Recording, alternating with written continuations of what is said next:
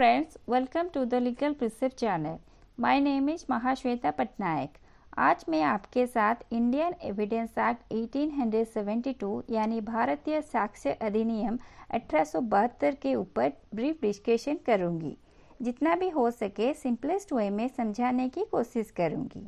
First of all, evidence का मतलब क्या होता है?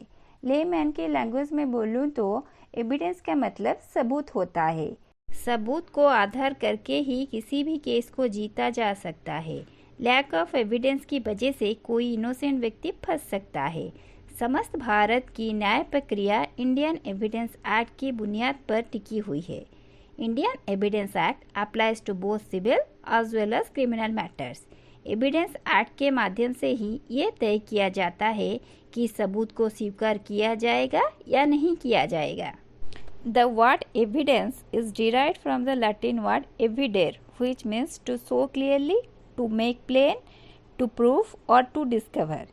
किसी भी चीज़ को स्पष्ट करना, क्लियरली शो करना या किसी भी चीज़ को साबित करना या डिस्कवर करना। इस एक्ट का ओरिजिन कैसे और क्यों हुआ ये बता रही हूँ। ब्रिटिशर आने से पहले इंडिया में मुगल रूल करते थे। उस समय किसी भी फैक्ट को प्रूफ करने के लिए, किसी भी फैक्ट इन इशू को डिसाइड करने के लिए मुस्लिम लॉ में जो कस्टम और यूसेस होते थे उसी के मुताबिक मैटर को डिसाइड किया जाता था। जब ब्रिटिशर इंडिया में आए तब इंडिया में कोई भी कोडिफाइड लॉ नहीं था। हम जो इंडियन एविडेंस एक्ट पढ़ रहे हैं वो ब्रिटिश पीरियड में ही एनेक्ट हुआ था। 1835 में ही एविडेंस के रूल्स को कोडिफाई करने के लिए फर्स्ट टाइम प्रयास किया गया था। 1835 से लेकर 1855 तक 11 बार एविडेंस के ऊपर कानून पास किया गया था, लेकिन कोई भी सुइटेबल नहीं था। फिर उसके बाद 1868 में थर्ड लॉ कमीशन के जरिए से लॉ ऑफ एविडेंस को कोडिफाई करने के लिए सर हेनरी मेन ने एक ड्राफ्ट बना कर दिया, लेकिन वो इंडिया के कंडीशन के लिए सुइटेबल नहीं था। फिर 1870 में लॉ ऑफ एविडेंस को कोडिफाई करने के लिए सर जेम्स स्टीफेन को दिया गया था। सर जेम्स स्टीफेन ने लॉ ऑफ एविडेंस का ड्राफ्ट बनाने के बाद जो हाई कोर्ट्स और बार मेंबर्स थे उनके ओपिनियन के लिए उस ड्राफ्ट को दे दिया। सबके ओपिनियन आने के बाद उसे लेजिस्लेचर में 15 मार्च 1872 को इनैक्ट किया गया था। 1 सितंबर 1872 को इंडियन एविडेंस एक्ट इंडिया में लागू हुआ। Sir James Stephen was considered as the founding father of Indian Evidence Act 1872। 1872 में जो एक्ट बना था वही एक्ट अब तक चल रहा है। सर्कमस्टांसेस चेंज होती रहती है, इसीलिए बीच बीच में इसमें अमेंडमेंट होता रहता है। 1872 में जितने भी एक्ट पास हुए उसमें Indian evidence act first act था। इसी ईयर में इंडियन कॉन्ट्रैक्ट एक्ट पास हुआ था जिसका एक्ट नंबर 9 था। What is the object of the Indian evidence act, यानी इंडियन एविडेंस एक्ट का उद्देश्य क्या है? Object of the act is to facilitate the जज to form a rational conclusion as to the existence or non-existence of the disputed fact।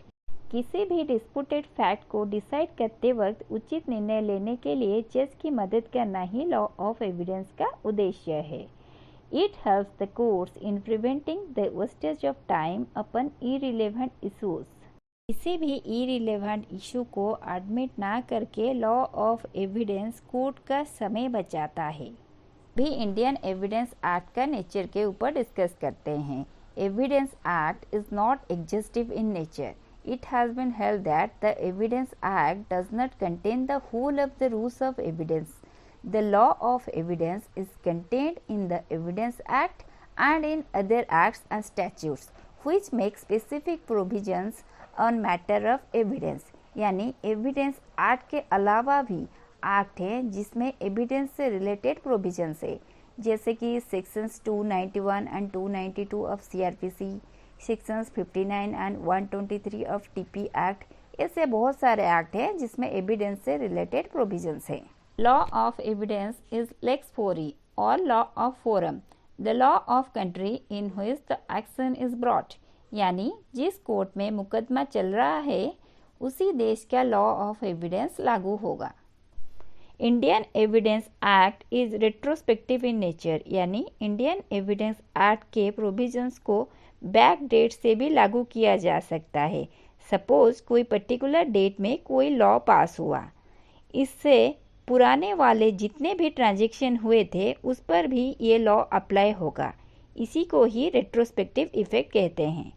Indian evidence act is an adjective law. Evidence act को completely procedural law नहीं कह सकते, क्योंकि इसमें कुछ provision है जो सब्सटेंटिव लॉ है, जैसे कि admission estoppel. We can say it is more procedure and less substantive, but combination of both. Indian Evidence Act contains 167 sections, 11 chapter and 3 parts. हर एक एक्ट का अपना प्रिएम्बल होता है, एविडेंस एक्ट का भी है।